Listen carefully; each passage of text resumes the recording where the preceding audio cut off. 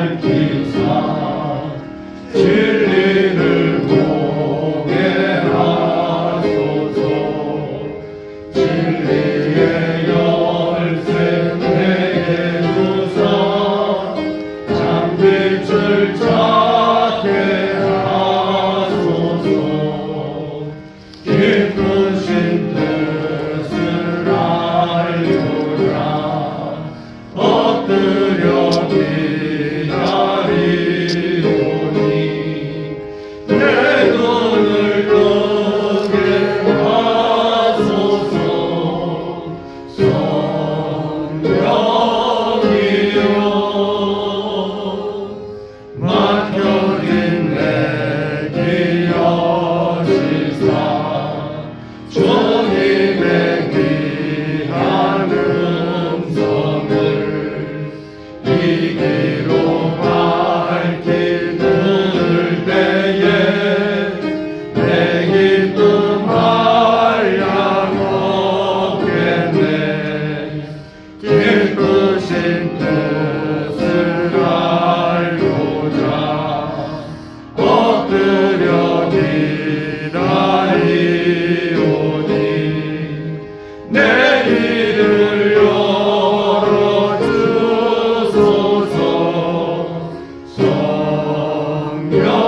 성령이여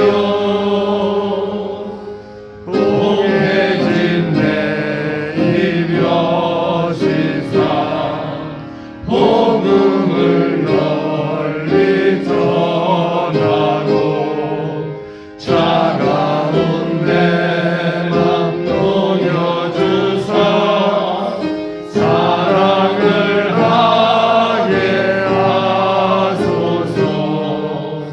기쁘신 뜻을 알고자 엎드려 기다리오니 내 입을 열어주소서.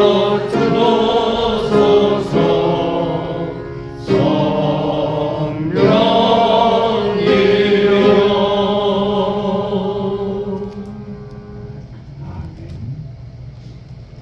오늘 우리에게 주시는 하나님의 말씀은 구약에 있는 사무엘하 제21장 1절로 6절까지의 말씀입니다.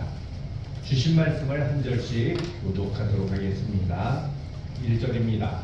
다윗의 시대에 해를 거듭하여 3년 기근이 있으므로 다윗이 여호와 앞에 간구하매 여호와께서 이르시되 이는 사울과 피를 흘린 그의 집으로 말미암음이니 그가 기브온 사람을 죽였음이니라 하시니라. 기브온 사람은 이스라엘 족속이 아니요 그들은 아모리 사람 중에서 남은 사람. 이스라엘 족속이 전에 그들에게 맹세하였거늘 사울이 이스라엘과 유다 족속을 위하여 열심히 있으므로 그들을 죽이고자 하였더라. 이에 왕이 기브온 사람들로 그들에게 물으니라. 다윗이 그들에게 묻되 내가 너희를 위하여 어떻게 하랴? 내가 어떻게 속죄하여야 너희가 여호와의 기업을 위하여 복을 빌겠느냐 하니 기브온 사람이 그에게 대답하되 사울과 그의 집사가 우리는 있지 아니하며 이스라엘 가운데서 사람을 죽이는 문제도 우리에게 있지 아니하니라. 왕이 이르되 너희가 말하는 대로 시행하라. 그들이 왕께 아뢰되 우리를 학살하였고 또 우리를 멸하여 이스라엘 영토 내에 머물지 못하게 하려고 모해한 사람의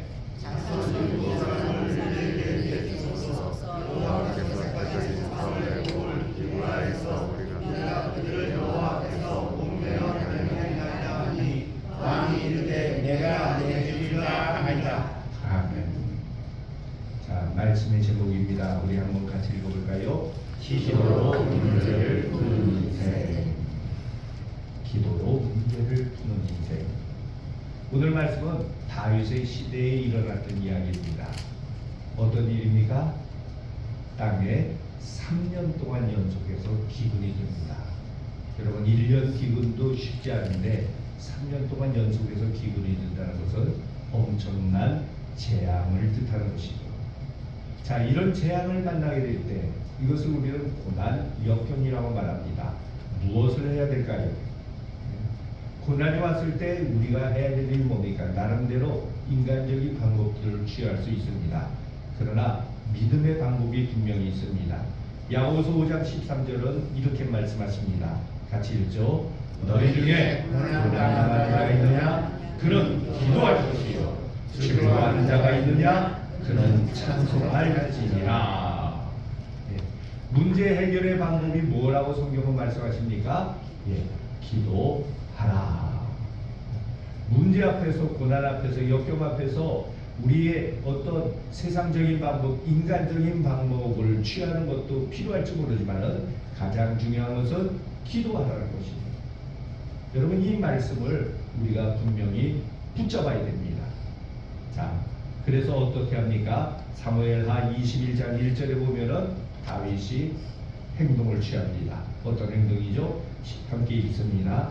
다윗의 시대에 해를 거듭하여 3년 기근이 있으므로 다윗이 여호와 앞에 간구하매 여호와께서 이르시되 이는 사울과 피를 흘린 그의 집으로 말미암음이니 그가 기브온 사람을 죽였음이니라 하시니라. 왜 이런 일이 일어났습니까? 이런 엄청난 재앙이 일어났습니까? 하고서 하나님 앞에 기도하게 될 때 하나님이 알려주신 거예요. 여러분 같이 한번 읽어볼까요? 기도하면 답이 있다. 기도하면 답이 있어요. 그 다음 누가 알려주신 거예요? 하나님이 주시는 답입니다.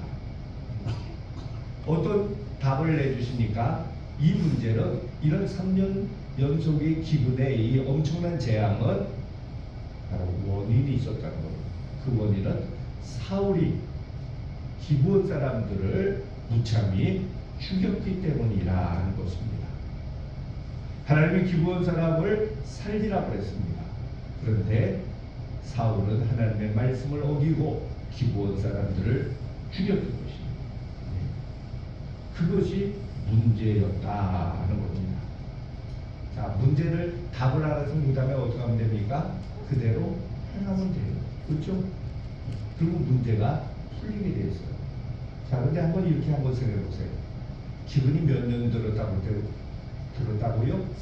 3년이에요. 만약에 다윗이 기근 첫 해에 기도하였더라면, 아니 1년은 정신없이 지났다 할지라도 2년째 기도하였더라면 하나님이 3년 내가 기다려 너 그랬을까요? 아닙니다. 기도하였더라면 문제가 빨리 해결될 수 있었어요. 근데 참 안타깝지만은 다윗은 첫째 해, 둘째 해도 기도하지 않았던 거예요. 이게 어리석은 일입니다. 견디다 자기 힘으로 인간적인 방법으로 뭔가 하려고 하다가 나중에 겨우 가서 3년째 도저히 견딜 수 없어서 하나님 좀 도와주세요. 그게 아닙니다. 어떻게 됩니까? 밑에 두 줄을 있습니다. 문제가 있다면 기도하라. 요 기도하라 앞에다가 단어 하나를 추가하면 어떤 단어를 추가하시겠어요, 여러분? 천천히 기도하라? 아니죠. 즉시 빨리 기도하라. 근데 이게 쉽지가 않아요. 우리는 기도보다 뭔가 내가 행동을 해야 빨리 이루어질 것처럼 착각하는 경우가 있습니다. 이 어리석은 사람 가운데 대표적인 사람이 누군가는 구약 성경에 나오는 애굽왕 바로입니다. 자, 애굽의 하나님께서 이스라엘 백성들을 구원하시기 위해서 몇 가지 재앙을 내리십니까? 10가지 재앙을 내리시고 계세요. 자, 근데 하나님께서 너 애굽왕 바로 너 10가지 재앙 다 쳐야지 그래야 이스라엘 백성을 구원할 거야. 그게 아닙니다, 사실. 첫 번째 재앙 속에서 바로가 정신을 바짝 차리고 아이고 내가 잘못했습니다. 빨리 이스라엘 백성들 내보내겠습니다 했다면은 나머지 9가지 재앙 내릴까요? 안 내릴까요? 안 내릴 거예요. 항상 하나님의 역사는 끝은 열려 있다는 것입니다. 그런데 그 끝이 얼마나 기느냐, 그렇지 않으면 속히 되느냐, 그것은 우리가 어떻게 깨닫고 순종하느냐에 따라 달려 있어요. 첫 번째는 정신없다 할때 두 번째, 세 번째 가서 하나님 항복합니다. 하나님의 뜻대로 하겠습니다 했다라면은 애굽 땅에 10가지 재앙이 아니라 아마 3가지 재앙으로 맞췄을지도 모릅니다. 근데 사람은 참 어리석어요. 완악하다고 그랬습니다. 마음을 쉽게 바꾸질 않아요. 묻어 터지고 또 터지고 해가지고 마지막 죽음에 이르러서야 겨우 깨닫게 되는 경우가 많다는 것입니다. 여러분, 성경이 우리에게 가르쳐준 메시지는 뭡니까? 같이 읽습니다. 문제가 생겼을 때 하나님께 좀 더 빨리 물어보라. 이게 지혜로운 거예요. 견디다. 그리고 마지막 만신창이가 돼서 그때 비로소 항복합니다. 그거 아니에요. 아이들도 보세요. 키울 때 말을 해서 들으면은 매 맞지 않아요. 매 맞는 애들이 주로 어떻습니까? 지고집 피우고 안 듣고 하면 결국은 부모의 손에서 어떻습니까? 회초리가 들릴 수밖에 없어요. 문제가 생겼을 때는 하나님께 좀 더 빨리 물어보라고 기도하라는 것입니다. 자, 이거는 단순히 고난과 역경의 문제만이 아닙니다. 살면서 많은 우리에게 불편하게 하고 힘들게 하는 문제들이 많죠. 특별히 인간관계에 있어서 답답하고 안타까운 일들이 있을 수 있어요. 용서의 문제가 특히 우리들을 힘들게 하게 됩니다. 성경에 보게 되면 고난의 대명사를 할 수 있는 사람이 있죠. 누굽니까? 욥이에요. 자, 근데 욥의 고난이 언제 끝났는지 아세요? 욥기 42장 10절에는 성경은 이렇게 말씀합니다. 같이 한번 읽습니다. 욥이 그의 친구들을 위하여 기도할 때 여호와께서 욥의 곤경을 돌이키시고, 이거예요. 욥을 위로하겠다고 왔던 친구들이 위로는커녕 세상 말로 염장질을 지르고 치르고 힘들게 하고 고통스럽고 왼수가 되버려요. 친구가 아니라. 그런데 그러한 친구들을 욥이 용서하게 될 때 바로 42장의 말씀이 그거예요. 그의 친구들을 위하여 기도할 때, 여러분, 기도가 용서 없이 미워하는데 기도가 나오겠어요? 나올 수가 없는 거예요. 그런데 용서의 마음을 가지게 될 때, 그래서 그를 위하여 기도하게 될 때 하나님은 그 기도를 들으시면서 어떠한 일까지 응답해 주십니까? 욥의 곤경을 돌이키시고 욥의 곤경을 바꾸어 주신다는 거예요. 기도했다는 것은 뭡니까? 이미 그 마음속에 용서가 이루어졌다는 것이죠. 자, 다윗의 이야기로 돌아갑니다. 기근의 문제를 가지고 하나님 앞에 기도했습니다. 하나님의 응답이 옵니다. 누구 때문이라는 것입니까? 사울왕 때문이었다는 거예요. 기근의 문제는 다윗의 문제가 아니라 사울왕이 범한 문제였습니다. 그럼 누가 책임져야 됩니까? 문제를 일으킨 사람이 책임져야죠. 다윗은 아무 책임이 없었습니다. 자, 그런데 다윗은 어떡합니까? 그는 스스로 그 문제를 끌어왔습니다. 책임지려고 합니다. 사무엘하 21장 3절입니다. 같이 한번 읽습니다. 다윗이 그들에게 묻되 내가 너희를 위하여 어떻게 하랴?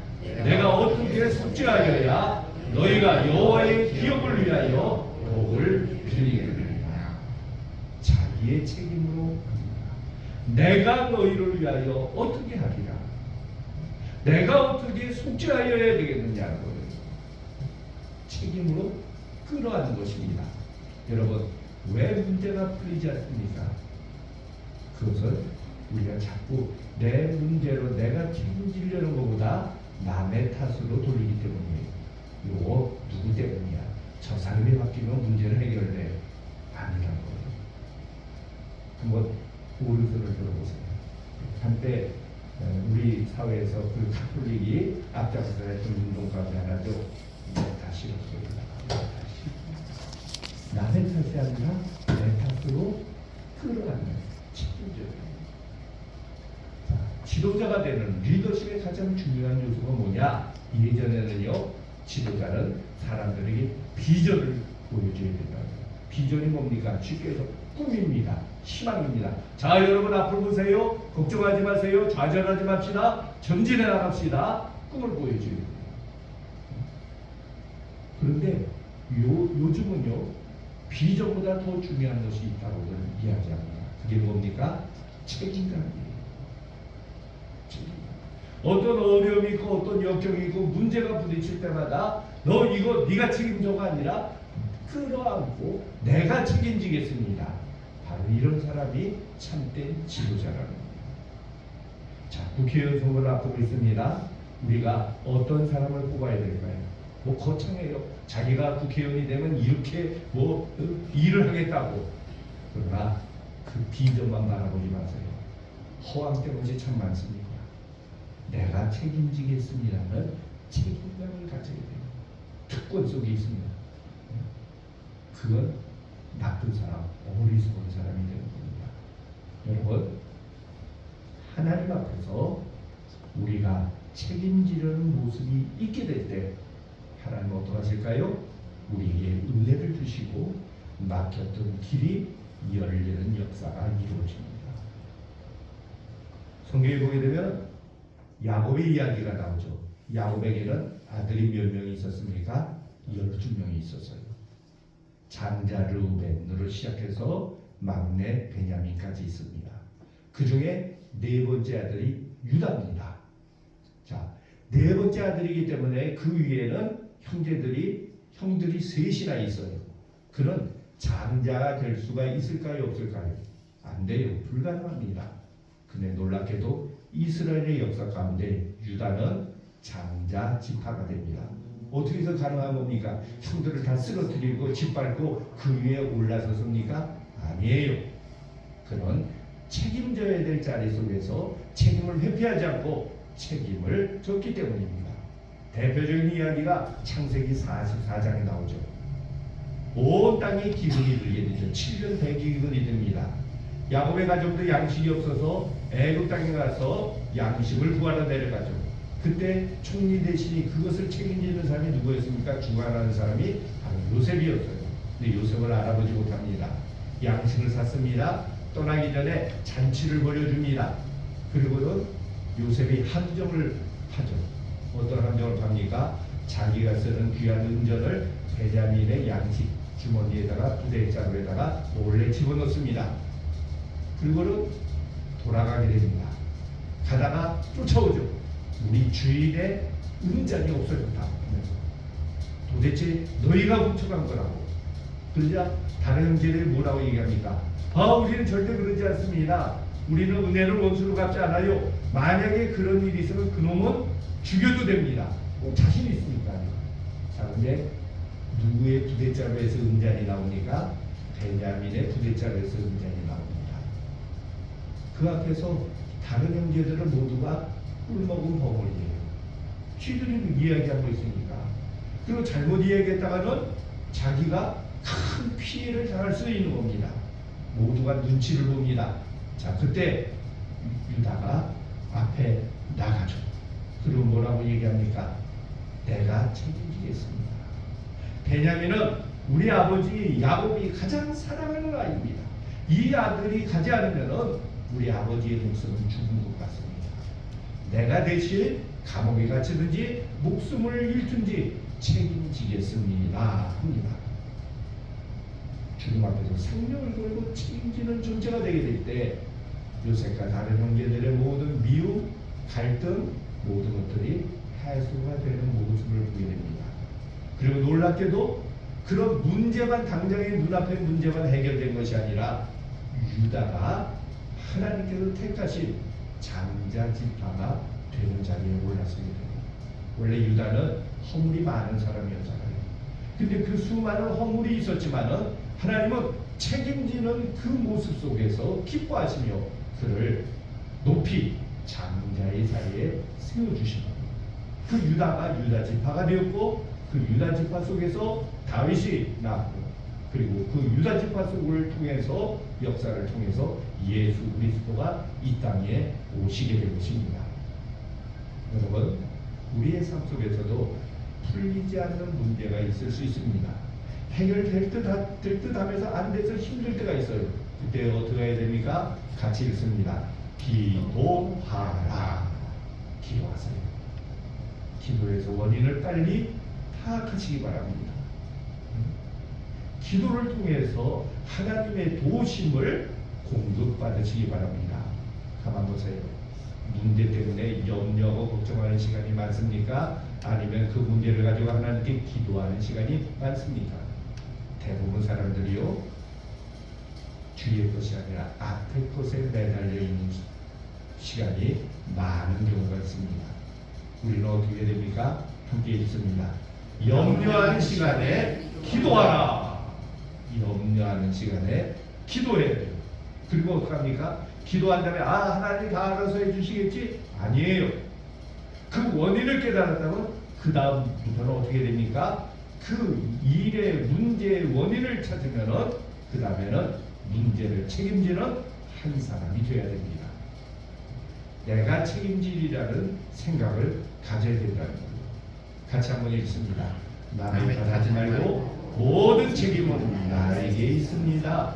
내가 책임지겠습니다. 이 마음을, 이 자세를 가지라는 거예요. 기도로 문제를 푸는 인생이 되게 해달라고 하나님께 기도해야 됩니다. 문제 앞에서 염려만 하고 걱정만 하는 그러한 고집불도 어리석은 사람이 아니라 기도를 통해서 문제 해답을 구하시기 바랍니다. 그리고 그 문제 해답을 알게 될 때 그것을 내가 끌어안고 내가 책임지겠습니다고 다음 내에 나가시기 바랍니다. 그래야 할 때 하나님이 함께 하십니다. 하나님의 도우심의 능력의 역사가 우리의 발걸음 가운데 나타나게 될 것입니다. 두려워하지 마세요. 염려와 걱정 속에 빠지지 마세요. 기도하며 하나님과 함께 그 문제를 풀어나가는 책임지는 하나님 나라의 큰 리더가 되는 귀한 종이 우리 가톨교회 성도들의 삶 속에 같이 하시기 바랍니다. 네. 함께 기도할 기도 제목입니다. 내용입니다. 같이 읽습니다. 문제 앞에서 염려 걱정 대신에 하나님께 기도하며 책임지는 사람이 되게 하소서. 아멘. 오늘은 우리 기도대행진 4주차에 나를 기도하면서 바로 사순절을 지키며 우리가 마지막 주간, 고난주간에 가장 피크라 할 수 있는 금요일입니다. 이 금요일을 교회는 무엇이라고 합니까? 그냥 금요일이 아니라 성금요일, 거룩한 금요일이라고 합니다. 왜 이 날이 거룩한 금요일입니까? 예수님이 오늘 십자가에 달리셔서 고난당하시고 죽으셨기 때문입니다. 나를 위해서, 세상을 구원하시기 위해서. 우리나라 시간으로요, 오전 9시부터 오후 3시까지 십자가에 달리셔서 고통 가운데 고난 속에서 우리를 구원하시는 하나님의 구원의 역사를 이루셨던 것입니다. 그래서 이날 우리는 이 성금요일로 거룩한 날로 지내면서 주님의 십자가의 그 고난과 그 사랑을 깊이 묵상하며 그 사랑에 감사하는 절기입니다. 오늘 하루도 경건때 주님의 그 은혜를 우리가 구하고 찾고 경험하는 복된 날 되시기 바랍니다. 아멘. 기도합니다. 주님 감사합니다. 3월부터 기도대행길이 시작해서 하루하루 지나다 보니 이제 마지막 그 정점에까지 가까이 나아갈 수 있도록 건강 지켜주시고 사모하는 마음 주시고 우리의 몸을 움직이게 해주셔서 이 자리까지 나오게 됐습니다. 주여 오늘 주신 말씀을 기억하게 하여 주시옵소서. 그리고 그 말씀대로 살아가게 하여 주시옵소서. 어떤 염려 걱정 문제들 속에서 고난 속에서 두려워만 하고 주저앉는 것이 아니라 인간적인 방법으로 해결하려고 몸부림치는 것이 아니라 가장 먼저 하나님 앞에 기도하는 저희들 되게 하여 주시옵소서. 기도를 통해서 하나님의 응답받는 역사가 같이 하여 주시옵소서. 그리고 그 원인을 깨닫게 될 때 그것을 남의 탓으로 돌리는 것이 아니라 내 탓이로소이다 하며 그것을 끌어안고 그것을 책임지는 저희들 되게 하여 주시옵소서. 우리 한 사람 한 사람이 하나님 나라의 리더가 되어서 하나님의 역사를 이뤄가는 하나님 나라의 복된 지도자 되게 하여 주시옵소서. 이 고난주간 주님의 십자가의 그 고난 당하심을 오늘 묵상하는 성 금요일입니다. 오늘 하루를 더욱더 더 경건하게 보내게 해주시고 우리의 발걸음이 고난의 자리에서 멈추는 것이 아니라 죽음의 자리에서 끝나는 것이 아니라 죽음을 넘어서 부활의 승리의 자리로 힘있게 나가는 귀한 은혜 더하여 주시옵소서. 감사드리며 예수님 이름으로 기도드립니다. 아멘. 하늘에 계신 우리 아버지의 이름을 거룩하게 하시며 아버지의 나라가 오게 하시며 아버지의 뜻이 하늘에서와 같이 땅에서도 이루어지게 하소서. 오늘 우리에게 일용할 양식을 주시고 우리가 우리에게 잘못한 사람을 용서하여 준 것 같이 우리의 죄를 용서하여 주시고 우리를 시험에 빠지지 않게 하시고 악에서 구하소서. 나라와 권능과 영광이 영원히 아버지의 것입니다. 아멘.